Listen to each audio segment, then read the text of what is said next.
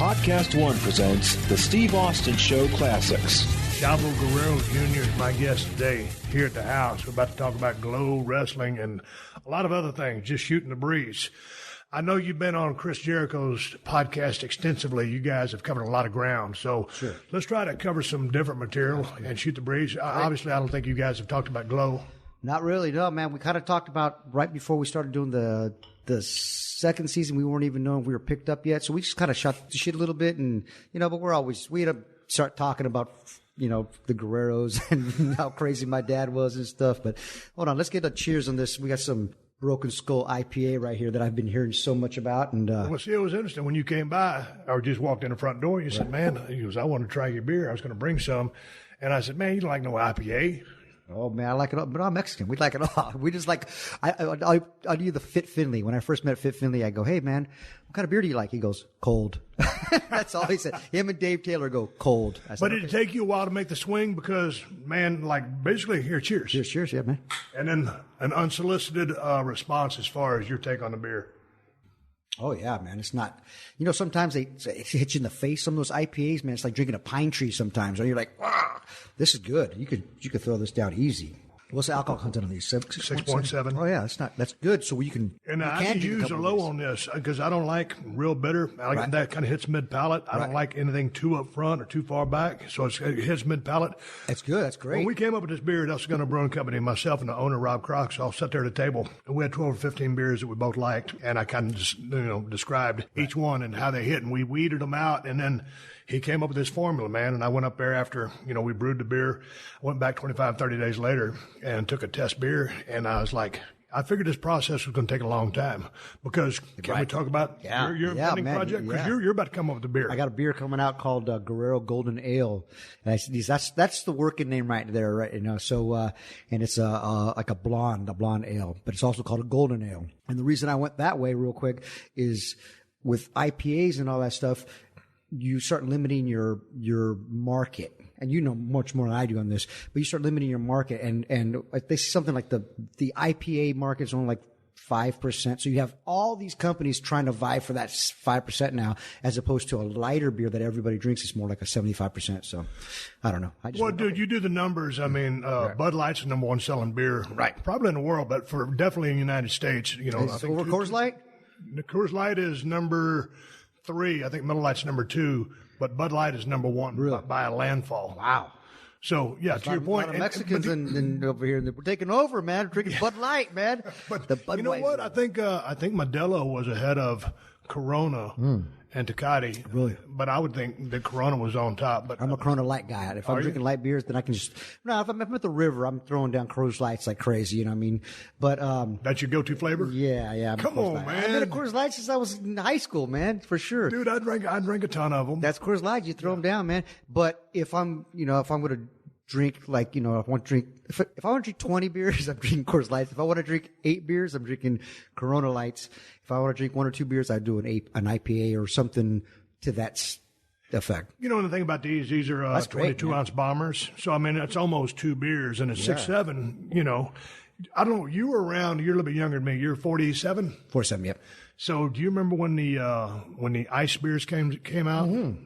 Yeah, Bud Ice. They had Miller Ice. What was the other one that was real big? Goddamn. They all had ice. I was in Georgia at the time. Oh yeah, they all had ice. And they were about 5.5% alcohol. Yeah. And all of a sudden, you go from drinking a light beer to those ice beers. It's a little bit of a kick. And so for a while they hit, but then it was like everybody kind of went back to light beers because, to your point, they wanted to drink 20.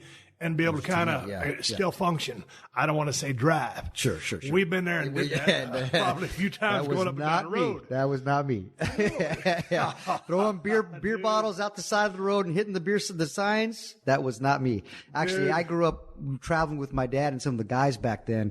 And bro, just what they used to do, man, they would never stop drinking. Harley Race and those guys, you just kept their beer full. I was in the back as a kid, and every time I saw them finish a beer, that was my thing. Give them a new beer. That was the thing when Vader was riding with Harley Race. Yeah. The rule was Harley always drove, and Leon rode shotgun. Right. When I hitched a ride, I was in the back seat. But the rule was, by the time Harley had finished the beer, and it didn't take him long, crushed it and dumped it out the window or handed it to Leon. he had to have another beer popped open, tab, opening turned in the right spot to hand to Harley, or there's going to be hell to pay. I mean, this is just according to. Did he do the tomato juice with it? No, because we was flying down the road. Because now my Uncle Mondo will tell me that when he worked with Harley one time where the main event guy didn't show up and my Uncle Mondo was green the business. And he looked at my Uncle Mondo and goes, I want to work with the kid there. So he worked with him and goes, kid, you're driving with me to the next town. And he said the whole time, back then the speedometers only went to 85. So he had it pinned. He didn't know how fast he was going because they was pinned the entire time. And every time Harley's beer would run out, he'd pour a little bit of tomato juice and the whole beer. Here you go. He had it going from the whole time. So what was good with tomato juice? I never really got into that. I like that because it's like it's a good hangover beer. Because it's in Mexico or this Mexican culture is called a michelada. So now you can buy those. It's almost like a Bloody Mary mix, but it's got all the stuff ready to go. You just pour a little bit in your beer, and it's sometimes a Bloody Mary. Like I can have one. Two, sometimes too much for me. Right. But you just throw a little bit in your beer, and it's a good hangover cure. You just start drinking, 3 or 4 or 5 of those, you're ready to go again. So where are you at with respect to your beer? Have y'all done? Y'all got a formula? Because going back to my story, when we brewed this, dude, I went up there and tasted it twice. I said that's it, and I slept on it, and I said that's it. It's not heavy. It's not. Sometimes with the IPA, man, it knocks you, hits you in the face, which I like if I'm going to drink one. Right. But it would be hard for me to swallow this whole 22 ouncer. This is really good, man. I'm just not telling you that. Guys, for real. It's great. I could drink many of these. So when I went up there, and I said, okay, man, we'll do this one. But I thought, man, it's going to take 7 or 8 times to go through this, brewing process to get the right beer. So where are you guys at? So so far, I've gone to the brewery. We've taste tested a bunch of different beers. I've narrowed it down to the beer that I like, that we think, not just that I like, but everybody's really going to like. It's kind of like a compromise, like a marriage. It's a good compromise, you know what I mean? Right? But so we went, and so now we're just deciding if we want to throw. What's really getting popular now is beers with a little of a fruit hint in it. Not too much, you get like grapefruit IPAs that I like and stuff. But those are good. It's just got a little bit. So we're thinking maybe we might call it Gory Bomb because my grandfather Gory made the Gory Special, and I turned that into the Gory Bomb. I don't want it to be too much of a wrestling beer, you know what I mean? But we're still kicking it around, so we might throw a little hint of an orange, something like that in there. Or we're not sure yet. We're gonna play with it a little bit. So that's where we're at. We're very close. Like I could just pick that beer as the way it is now because it's awesome, and then we'd just sign some on the dotted line, basically. Don't try to put 10 pounds of shit in a 5-pound bag. Like a match? Yeah. How many times you said that? Right?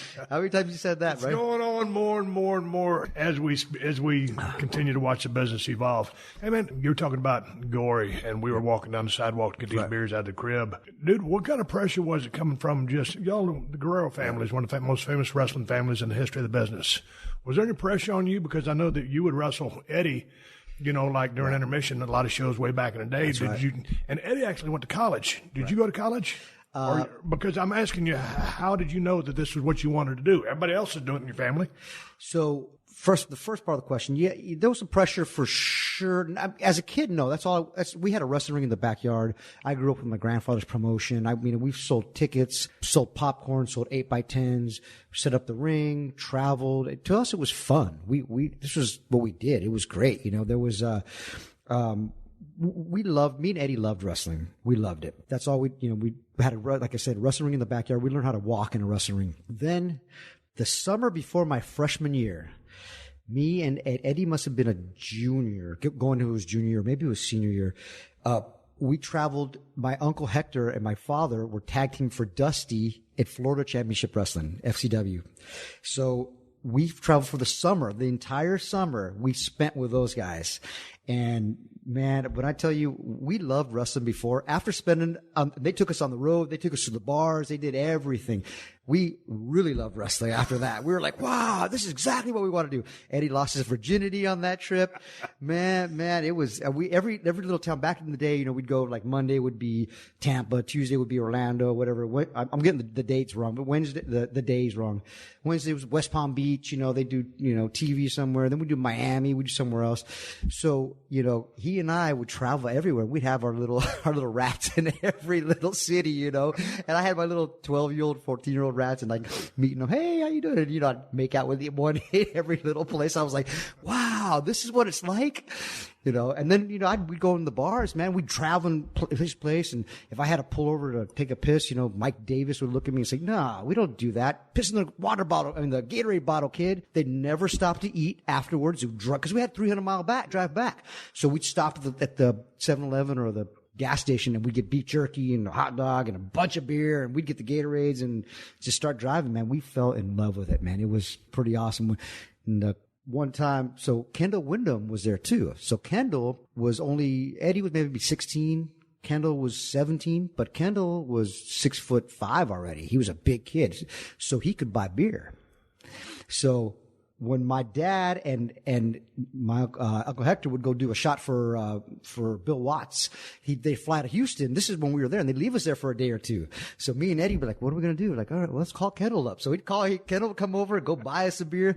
We'd be looking through the medicine cabinet and find a little and oh man, we were like on our own. It was like, this is what it's like to be wrestlers. Yes, we couldn't wait. So that the pressure, because there was no pressure there. Then once I became a wrestler, getting in the door was easy. People say, "Oh, you're a girl, come on in." Well, shoot, I'd only been wrestling a year. I mean, if I probably had 20 matches, and next I'm in WCW. I'm like, really?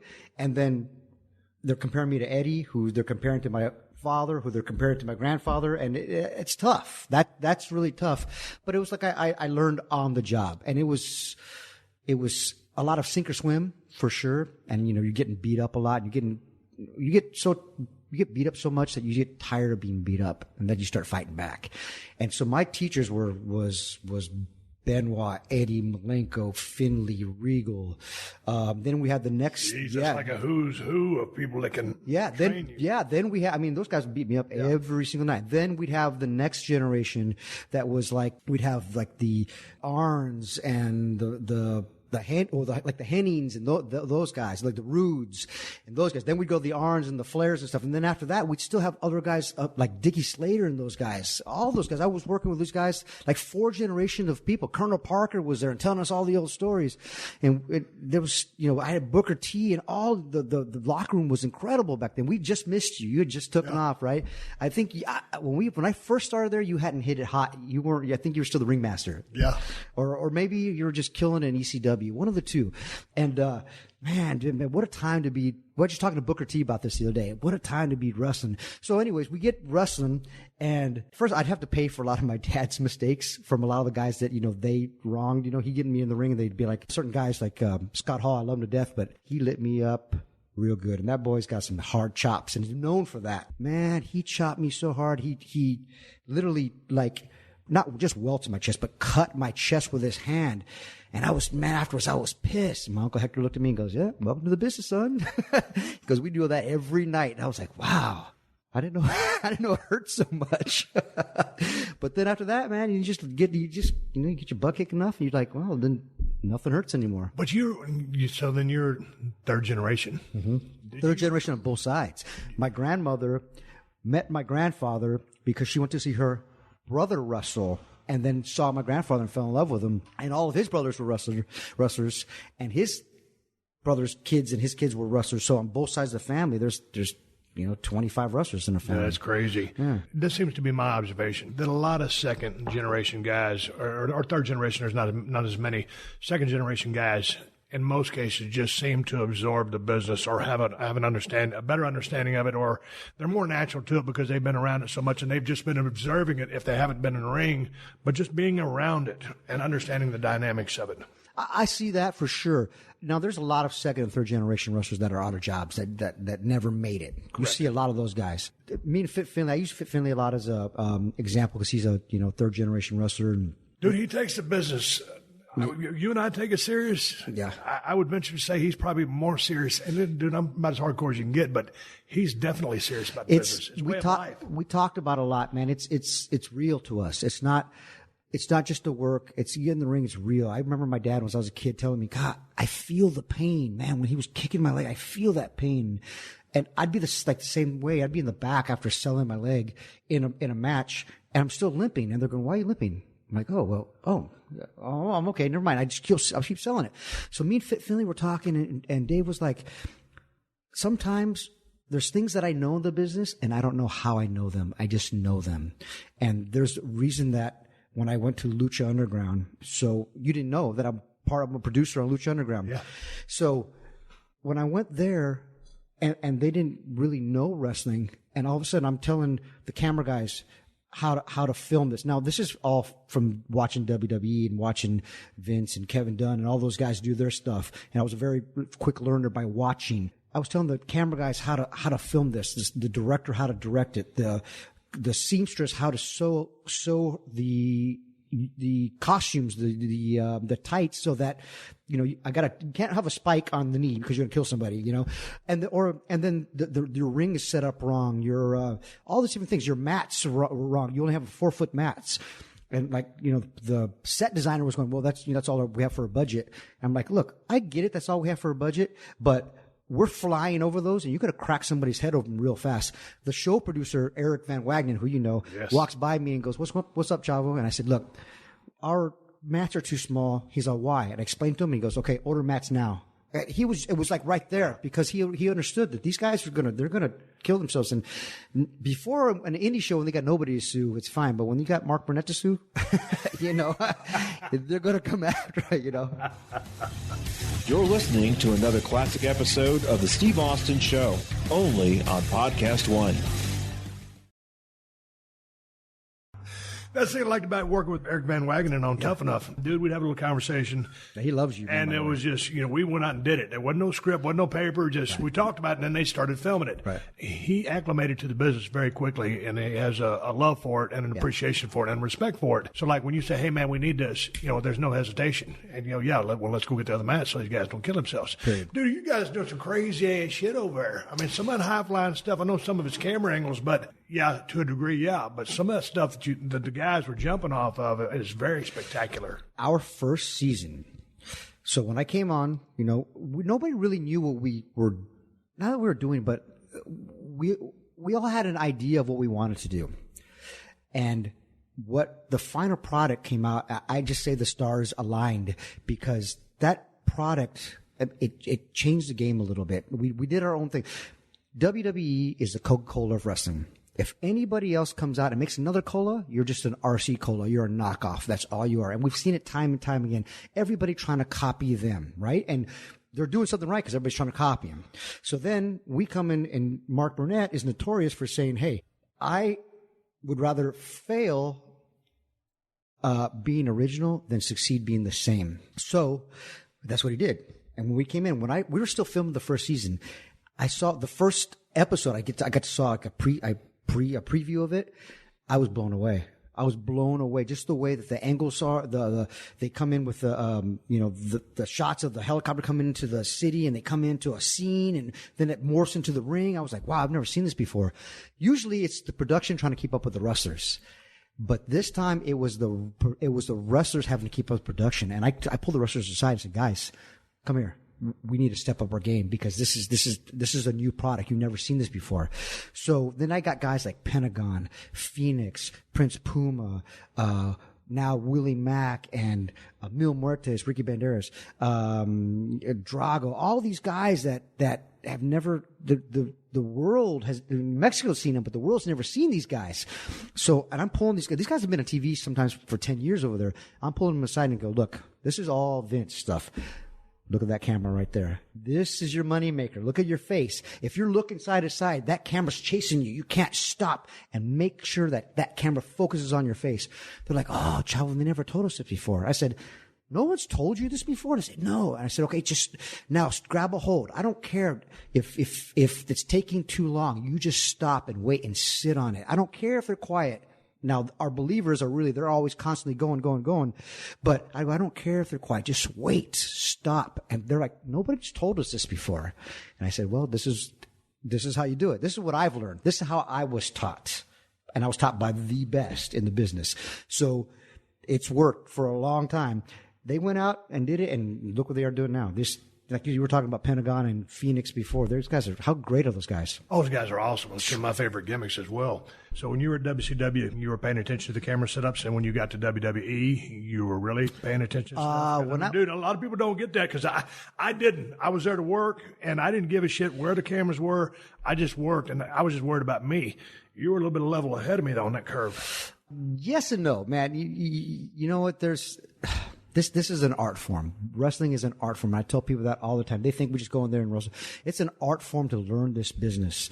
And now I grew up, I'm 85 years wrestling has fed my family. I grew up with a wrestling ring in the backyard, third generation on both sides. And it really did. When I tell you it took me 5 years before I really knew what was going on, that's the truth. 5 years of being at the highest level of being at WCW. Now, there were times when I was wrestling in there and I'd get out of the ring and say, oh, who was my ref again? I don't remember who my ref was because I was so like awestruck.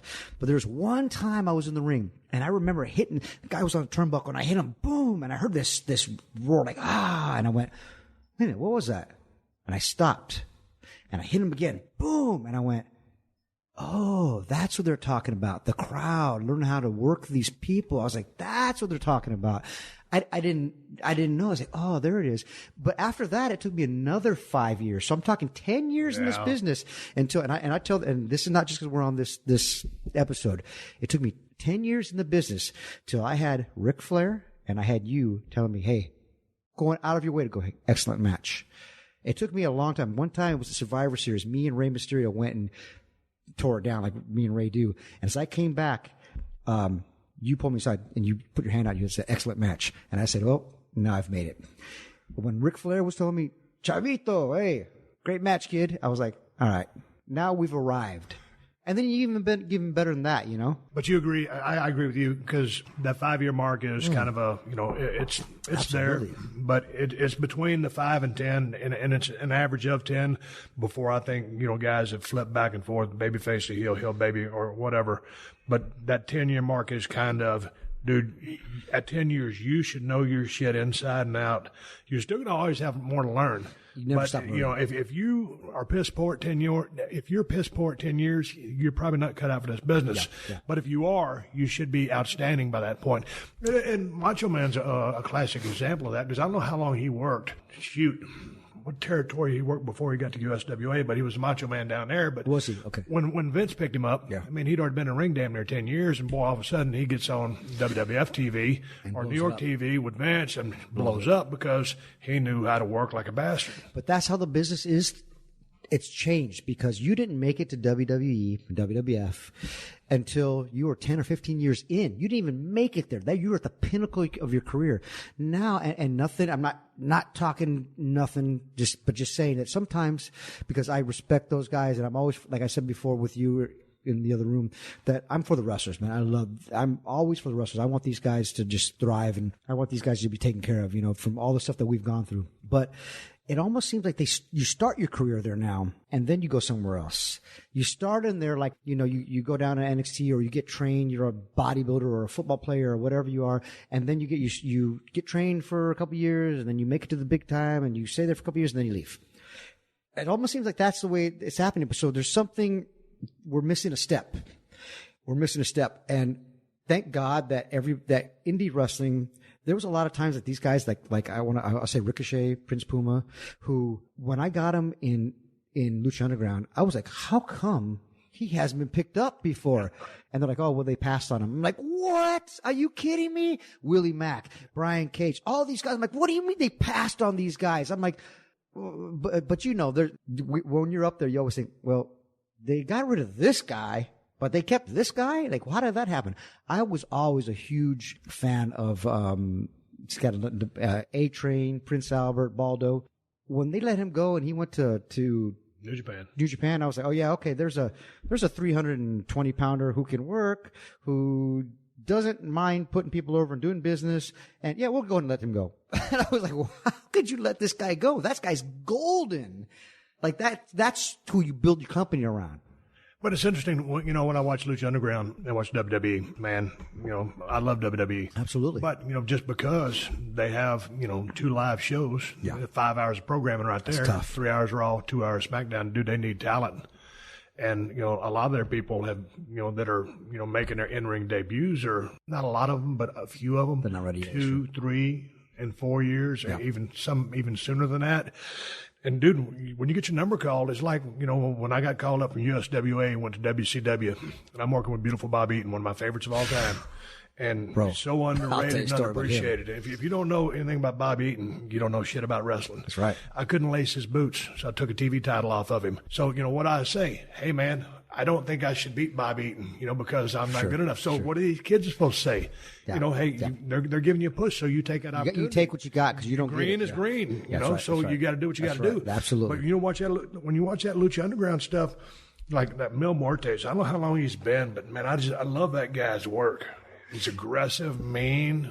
I got him, and he'll tell you. So Ricky Banderas has wrestled for a long time. From Puerto Rico, wrestled in Mexico as El Macias and stuff. And I wrestled him before Lucha Underground was even a thought. When we got him over here and they put that gimmick on him, I looked at him and I saw his first match. And I looked at him and said, no, come here. I go, bro, you do what you want. This is my opinion.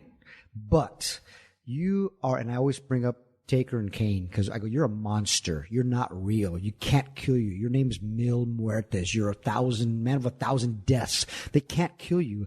So don't put a rest hold on somebody. Don't grab a hold. Just beat them up. I see you. When I see your mouth open up, I see bats fly out of your mouth. And he's like, oh, wow, I love that, Chavo. Okay. So every time he'd come to me like, how was that? And I said, more. Kill him. Apologize later. Kill him. And they're like, okay. We're doing business, right? You're doing business. You're building company. And then every time I see the guy, he hugs me and kisses me. He goes, Chavo, you made me. Now I didn't. I just gave him advice that I learned from other people. Yeah. But dude, that's the thing. You got to have that advice handed to you, or someone to solicit or offer it to you. Man, I came in just riding down the road in all the cars that I've been in. Yeah. With the veterans, man, I'd be picking their brain. Whether it's gorgeous Gary Young or Maniac Matt Bourne or all these other guys, or Danny Davis down there. Man, why'd you do this when you did it? Well, hell, Steve, here's why. And, it's stuff like that, or riding down the road with Skandar Akbar and Bronco Lubitsch, he'll referee. Bronco Lubitsch, yeah. Riding in the back of a Delta 88 with velour interior. And, just listen to those old guys just tell stories, and all of a sudden you start absorbing this shit, and it's like just, you're a sponge, a dry-ass sponge, and all of a sudden they just keep pouring water on you, you just absorb it all. But it's those guys, and that's always, I always just think it's, it's as the road that I've been down. Anytime I get Klondike a chance. Bill. Remember Klondike Bill? Klondike Bill? Remember Klondike Bill? Oh, yeah, absolutely. On the ring crew at WCW. But all those guys, if you don't pass down that knowledge, the next generation can't learn from you. And that's what you got to do to keep the business going strong, in my opinion. I agree. Hey, that's... And I tell the other guys now, like my dad and those guys, and your time, they were very stingy with the business. They didn't want to give you the business because you take their spot. They were like, oh, we can't help you. We can't. You figure it out for yourself, kid. We'll give you a little bit. We won't give you all of it. But nowadays, it's a dying art. So we want to give as much as we can to these guys, because it's gonna be lost if we don't. Now, wrestling evolves. It's like any kind of business. It evolves. If you don't evolve with it, it'll pass you by. I always bring up like Madonna, by the way. So I was listening. It was on the radio the other day, and my brother-in-law was going, you like Madonna? I said, well, I don't really have her music, but I respect Madonna because she's kept herself as a performer, as an entertainer in the limelight, kept herself relevant for 35 years or whatever it is. And that's very hard to do. She constantly changed and evolved. And in wrestling, if you don't change and evolve, the wrestling will pass you by. If you keep doing the same stuff, if they're not buying it, they don't buy it. Sometimes they buy it, and you're fine. You just keep going. But sometimes, I use Terry Funk. He did his first moonsault at 43 years old. Not saying you got to do a moonsault, but you just evolve. You got to evolve, and if you don't, you don't. That's the thing that we're talking about with grab a hold, or what do you say, 10 pounds of shit in a 6-pound bag or whatever it is, whatever that saying was. But the business has evolved a little bit, and every match can't be like that. But there's room for some of the matches to be like that. I remember Ricochet, we were talking about him, and the other kid from New Japan, that's the English kid that Will Ospreay. Ospreay. They had that match, and it got praise and it got a lot of criticism, right? well, first of all, I can't do any of that stuff. And we were one of the top cruiserweights back in the day, right? Me and Mary Mysterio look at each other and go, oh my God, we can't do any of this stuff anymore like these guys could. We never could think about that stuff. But I saw that match and I was like, wow, that's awesome. Would I have done that match? I couldn't. First of all, I couldn't do that match. I'd do it a little bit differently, but not that it was wrong. It was just different. The business has evolved.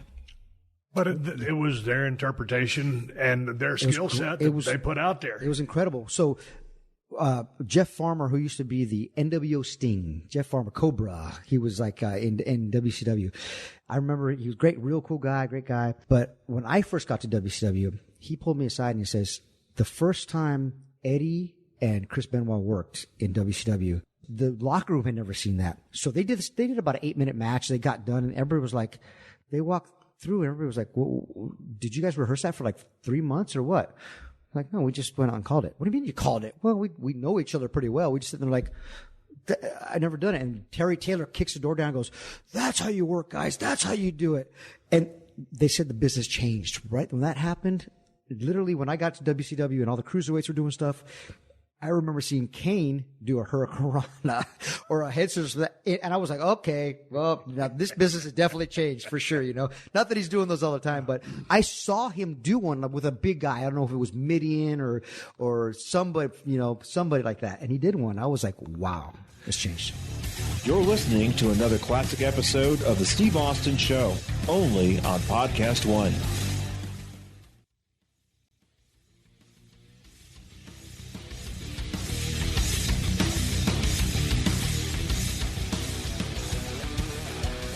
All right, listen to the Steve Austin Show. Pay attention for just a second. I want to keep this podcast free to download with minimal ads, and to do so, I would appreciate your participation in the PodcastOne survey. The responses will help make sure that the right advertisers are matched up with you folks, the audience. The survey is short and will take no more than 5 minutes of your life. Either go to podcastone.com/mysurvey or visit PodcastOne.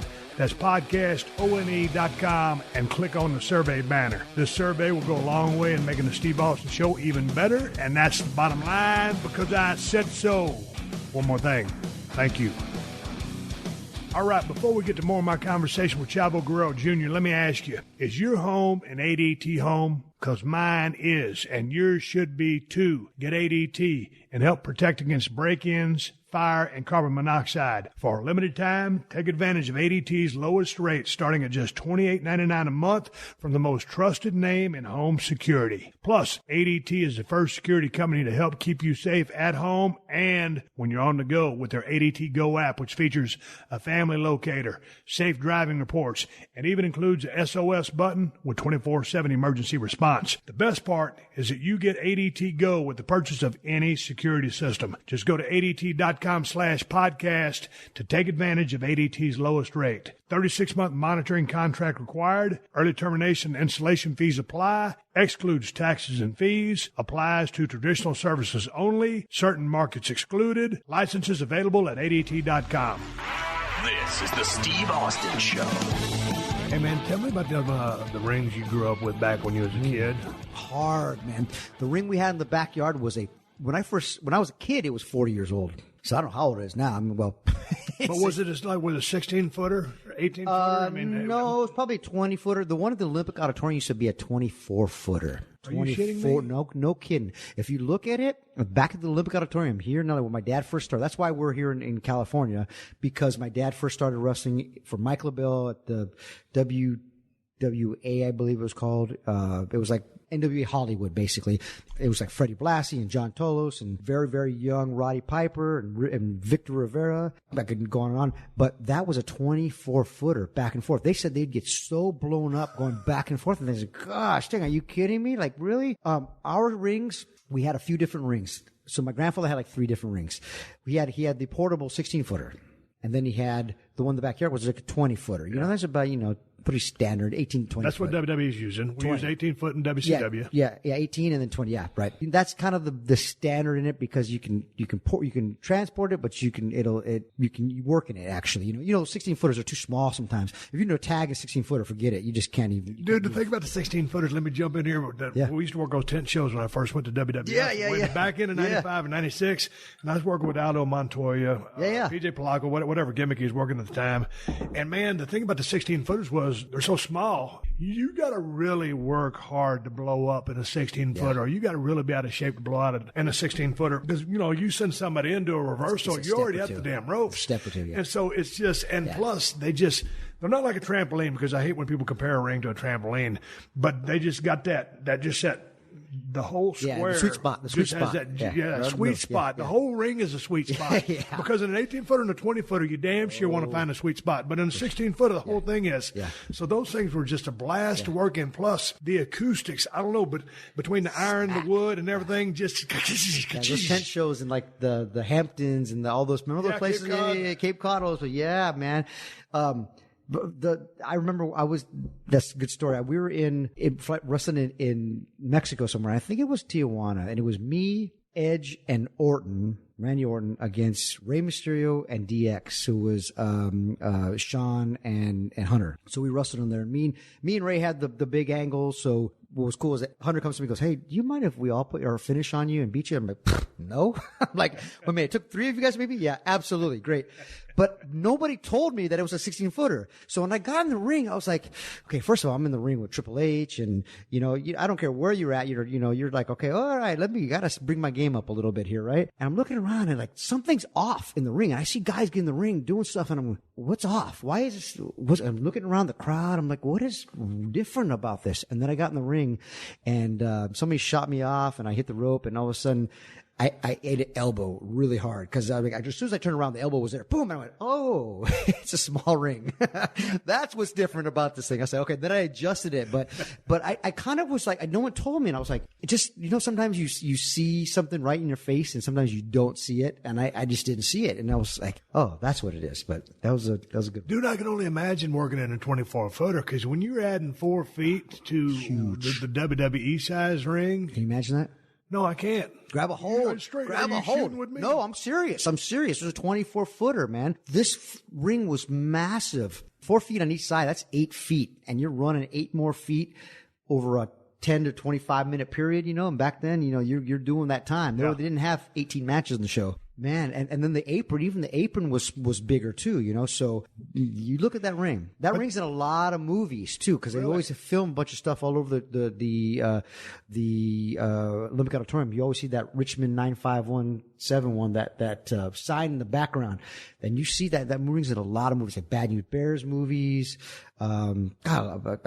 All these movies back, the one and only back in the day with Henry Winkler, that was filmed. See, the 24-foot ring would be great for a tag match because if there's one thing that really chaps my ass is when someone's going for the tag and the heels let them get too close, and the baby or the heels got an alligator arm over there, or if they got the tag rope, they're hanging on to right there by the turnbuckle instead of being extended with the rope and reaching out to make it a shoot. Alligator arms. So the alligator arms just T-Rex. Really, don't get me wrong, I've done my share of alligator arms in the past, but I just hate to see it from a technical aspect of the business. Me and Eddie when we were tagging up as little squirrels, we hated that, man. We hated that. We would say, hey, we tell guys, challenge them. If you can tag. It's our fault. And we'd have, we'll buy you drinks tonight. All right. We'd have Spike Dudley running to try to tag. We'd try to cut them off and stuff. But we would keep everybody on our side of the ring. In our, not even our side, our corner. We wouldn't even turn our backs to them because if we did, they'd run and tag.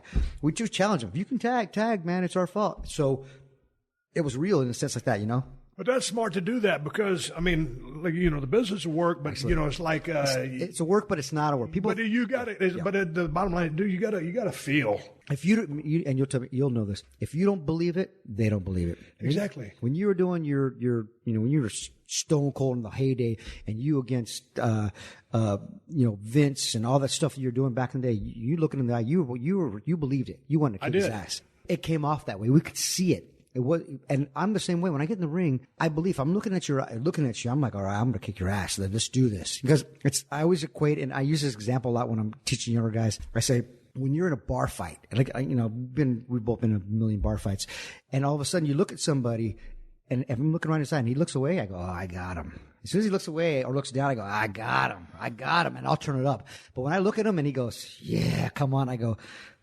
shit, man. Now I gotta go. Like, he's calling my bluff, man. Like, oh, okay. But that's the way it is in the ring. He believes it because he knows that I'm just laser through him. And that's the way it is in the ring. In the ring, if I don't believe it, those fans don't believe it. If I don't believe that I'm gonna beat the crap out of this guy or I'm getting my butt kicked, I'm running away and I'm trying to make that tag, then it doesn't matter. So I tell the guys, if you're gonna let me tag, well, then I'm going to tag. I'm not going to sit there and go, oh, because then you sacrifice the integrity of the match. Don't ever sacrifice the integrity of the match. There's a couple more examples I use. So one example is I equate wrestling to this one. I'm doing like a seminar and teaching people.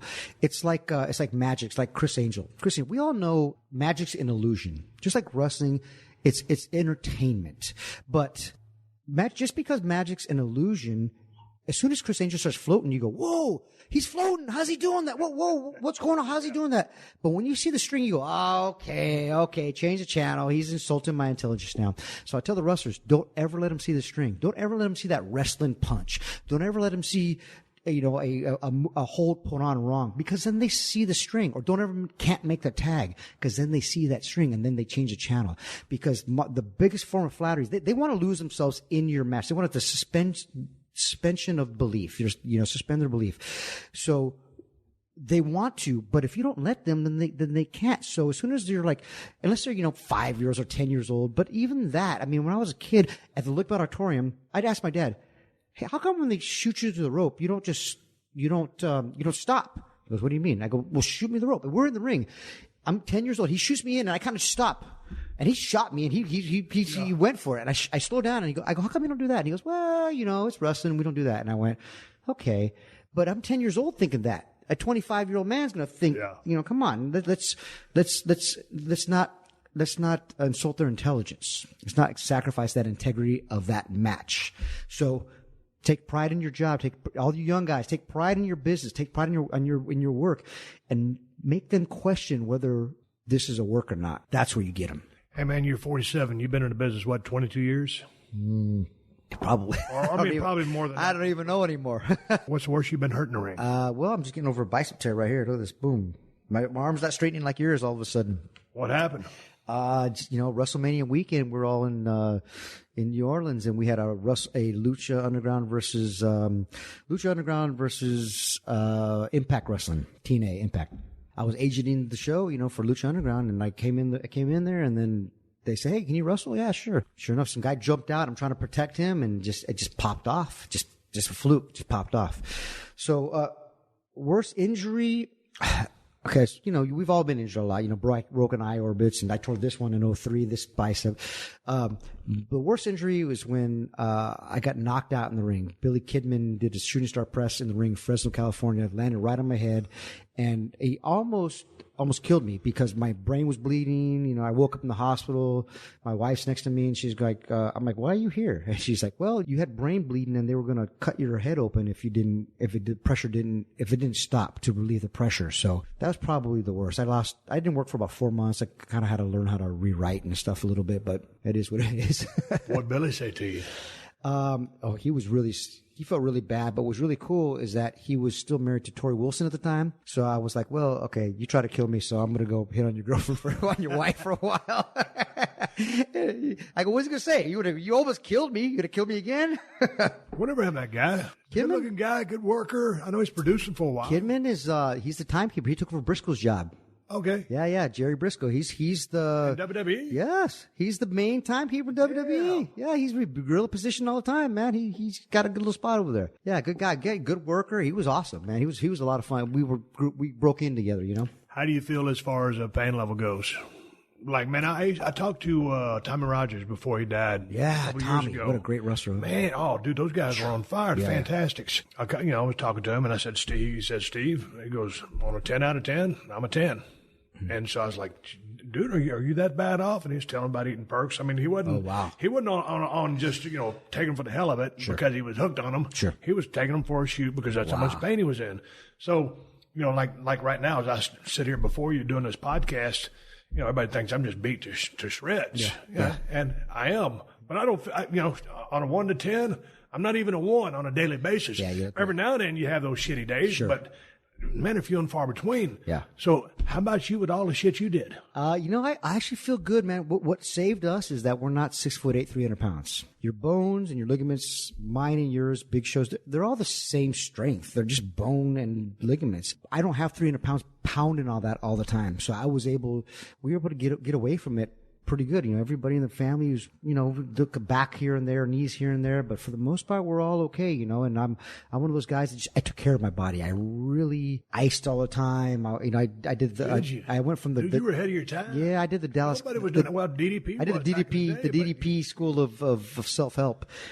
We used to joke that in WCW, his merchandise would have been was a ice bag with DDP on it, because he'd be on the on the plane. And I love DDP to death, but he'd be on the plane with like 18 ice packs on him and tell him the flight attendant, "Hey, can you get me more ice?" And she's like, they only have so much ice on a plane, right? And she's like, son of a bitch, this guy really, he's like, fill all these ice packs up. It's like, dude, this guy's got some nerve asking you, hey, can you go give me some ice? And he's got an ice pack on every joint on his body. I used to tell him, because it was me and Mick Foley rooming with him. He'd walk around the room naked with all these ice packs on him. Well, he was like 80 years old back then.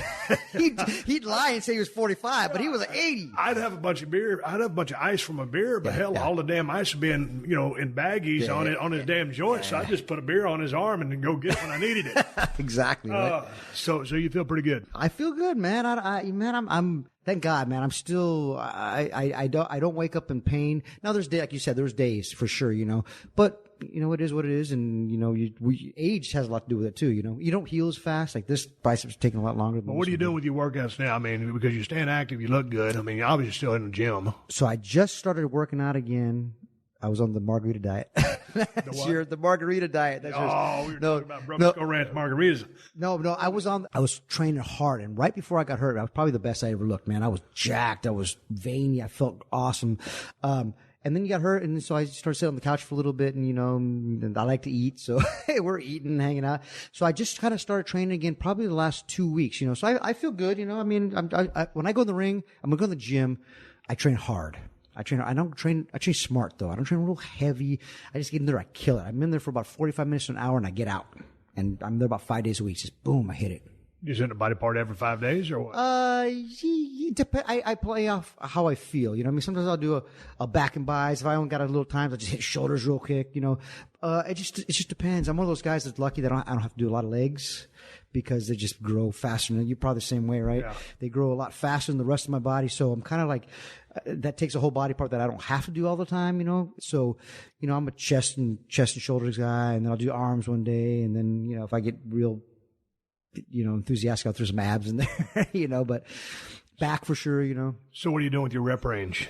I don't go less than 4. I don't ever like a 1 rep maximum. I'm not trying to gain size or strength anymore.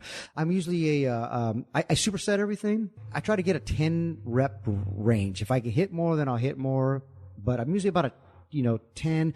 I do everything to failure the way it goes, but it's usually about 10 reps. Until I can't do it, I'll stop, drop the weight, and hit it again. I don't have to do too much anymore. So as a kid, I didn't have to do a lot of cardio. Now I have to do more cardio. But it was hard for me to gain weight back then. Now I keep my size, no problem. So like if I'm doing chest, I'll blow it out with a bunch of push-ups first and get my chest activated. And then whatever I'm doing is just repping it. It's pumping out. If I'm doing back, I'll grab like a 65 pounder and rep, 20 on one side, like bent over rows, 20 on one side, 20 on the other, 15, 10, 12, 10. And after that, man, now it's like I'm jacked, I'm pumped. And now I'll do another 12 exercises, but everything is just, I'm done. I'm out. That's kind of what I'm doing. Like as far as my pressing movements, I'll start off, like on bench with the $135, but I'll do probably 5 sets, but I'll do them to failures. Right. So then when I start going down to get my 5s in, or my 8s and my 5s, I've pre-exhausted everything. Yeah. So the ultimate weight is not that much. Right. But it feels like a lot. You're not trying to gain size anymore. It's different. I'm trying to train smart. I mean, because I got 2 blown rotator cuffs. I had them fixed, but they're not the same. This arm doesn't straighten out. It's all the same bullshit. But I try to kind of, get everything tired before, I tax it with it. Again, it's not heavy, but it feels heavy to me at the time. It's the way of life. We continually just hit it all the time. I don't ever miss more than a day or two even on vacation, I feel bad if I'm not doing squats or doing something, you know what I mean? If after 2 days, today's the third day, I got to do something. I got to break a little bit of a sweat because that way I can drink more beer and I can eat more. But, I just feel like that's just my routine, man. I got to get a little sweat in there. I got to do something, you know? Hey man, last time you competed in, the ring, was that for Lucha Underground? 'Cause I was just watching you versus, Ray in the, Loser Leaves Lucha match. And that was from, I think, 16. Yeah. But are you still actively in the ring? Yeah, you know, so besides Lucha Underground, I'm doing Glow also, right? Yep, I want to talk about that because that's why you're here. Sure. So, those two shows keep me pretty busy. You know, if I throw a third show in there, I'm pretty booked. So I only do maybe 10 to 20, maybe 10, 12 shows a year. Outside of that, I'll do some indie shows. What's cool is that the indie market basically has changed. We got Comic Cons now. I mean, I did WrestleCon in New Orleans, but what sucked is that we at about 12 or 1 o'clock, all of our business stopped because there was somebody that had a line that was around the building. I mean, that was you. Yeah. So you're banned from WrestleCon, by the way. You cannot go to any more WrestleCons because you took business away from everybody. This is the truth. Like, we were all killing, man, this is great. We're all making great money, meeting all these fans. And all of a sudden, crickets, what's going on? I thought I was doing stand-up comedy. So what is happening here? And then all of a sudden, Stone Cold started signing. And I was like, all right, great. I mean, really? All right, cool. No, but you know, just joking. But I still do, some autograph signs here at Comic Cons, and I'll do matches here and there. It just depends. You're not doing the WrestleMania matches, but you're out there and you're kissing babies and high-fiving people and doing that kind of stuff. But did you ever have an exit strategy for leaving the business? Because when I retired, I was 38 years old. When Eddie died, he was 38 years old. That's the ultimate retirement respect. Absolutely. Yes, for sure. I love that guy. I was at his funeral. I know you were. So I got out at 38 years of age. I didn't know what I was going to do. I was like about 90% of the other boys. I didn't have a plan. I was sitting there in San Antonio in a gated community, and I was drinking, hunting, and fishing, and doing a lot of stupid shit in any particular order you want to name. Then I said, hey, man, you better take your ass out there to Los Angeles and at least try to capitalize on what name you have left. So started doing some independent movies, and I didn't really like acting too much. I found reality television. I started podcasting, so I found my way out here. Yeah. My point is, I didn't have a plan like most other boys. I just okay, now, after 3 years of having my thumb up my ass, the R word always sounds good until you get there. And it's like, what do I do? I still need to pay my bills. I got my monthly nut, all that other stuff. And so now you're still making your appearances, that stuff, and still doing maybe 12 appearances in the ring. And you found producing in Lucha Underground and doing the stuff with Glow, which we're going to segue into, because that's pretty amazing. I was a huge Glow fan, biggest Tina Ferrari fan in the world way back in the day. Yeah, Ivory. But dude, did you have an exit strategy? Were you riding down the road one day and thinking, hey man, once I get out of the business, maybe I should try this? Hell no. We were wrestling. We ate. No, I'm glad to hear that. I'm sad to hear that at the same time. We ate, slept, breathed, dreamed, crapped wrestling our entire lives. It's what we did. Everything I did my entire life was to be a pro wrestler. When I played football, when I amateur wrestled in high school and college, was to be a pro wrestler. And that was it. That's the only thing I want to do my entire life. So when I became a pro wrestler, I mean, that was the best. There was no exit strategy. You just keep going. And then all of a sudden you start seeing your idols. My idols, who my family, of course, my father. Then you start seeing guys like, without naming any names, all these guys, and all of a sudden they're still holding on to things, And I always say that the movie The Wrestler could have been called the hockey player, the basketball player, could have been called anything, the football player. If you continually to hold on to we can only borrow in the ring the sports aspect of it for a short amount of time. Then we got to give it back. No one told me that. It was just like wrestling. Okay. And then we'll go into producing and stuff. And I saw my dad always just trying to hold on to it, man. He was always trying to hold on to it and go back to it. My dad had a degree. He'd become a teacher, go back to teaching and start teaching again. He'd be doing, 2 or 3 years with teaching and pension and stuff. The next one, he'd get a shot. He'd leave all that to go wrestle in Japan. And I was like, Dad, what are you doing, man? He's like, he's that bug, man. You never retire. You never fully retire from the ring. So I just started, there's a time when you're in WWE and you know when you're being used, and then you know when you're not being used. Now you're like, okay, now I'm here to help everybody get better. I get it. I totally get it, and I see where it's at. I didn't need to be that. You know, they'd asked me to be an agent a couple different times, and I was like, I'm not ready for that. But then I didn't want to be my payoff was being in the ring. As an agent, which was awesome, was great. You're still on the road all the time. Man, I didn't know what to do. And then Eddie passed, and then Chris passed, and it was tough. It was like, man, do I want to keep doing this? There was about a 3-year period that me and my wife kicked around.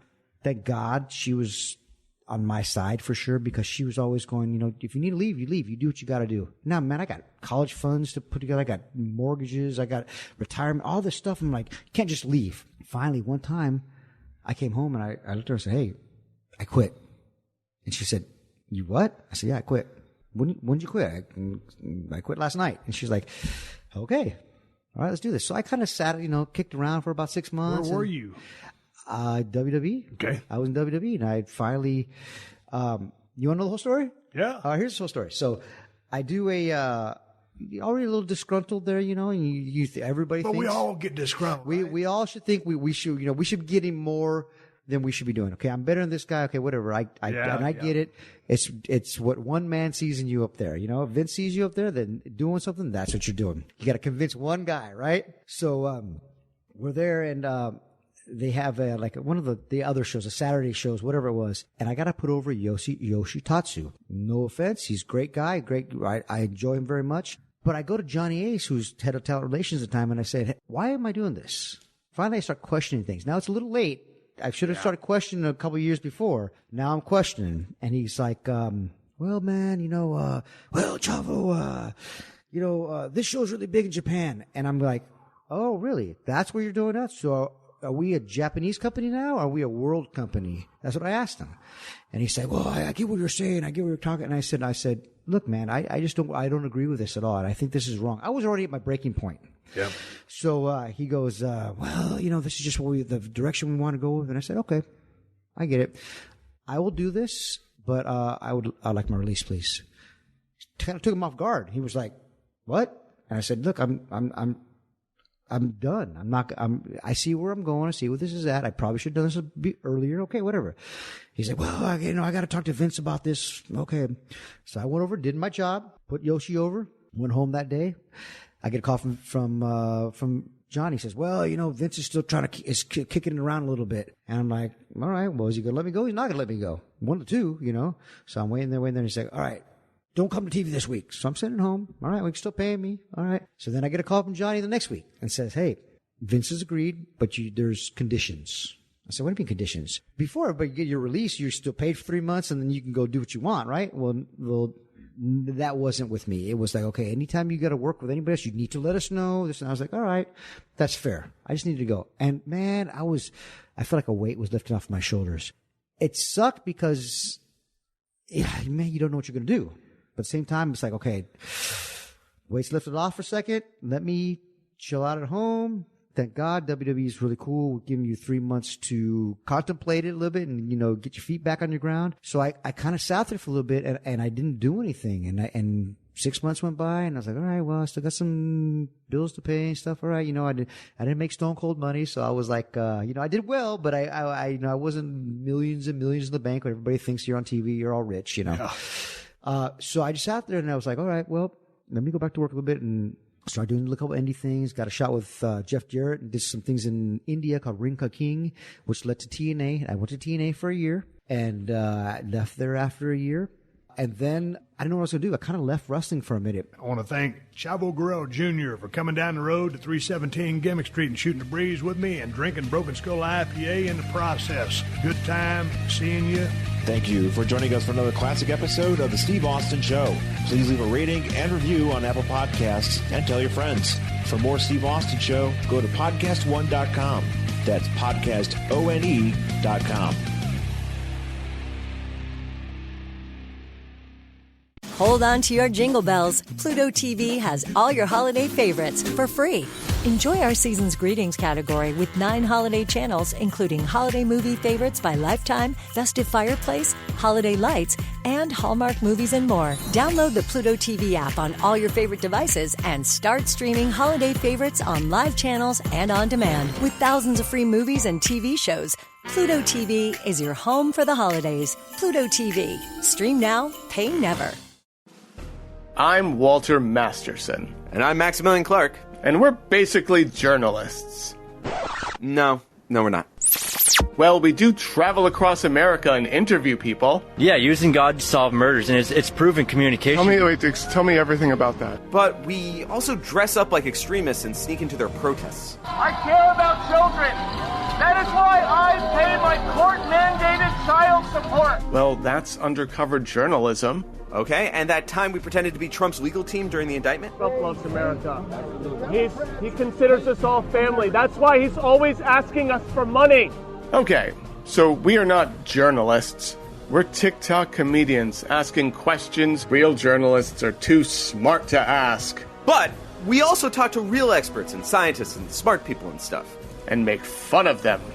Yeah, I guess that's why we named our show We Are Not Journalists. Because we're better. We have a podcast. A podcast that's available on whatever podcast app you use to get your podcasts. Podcast. Podcasts.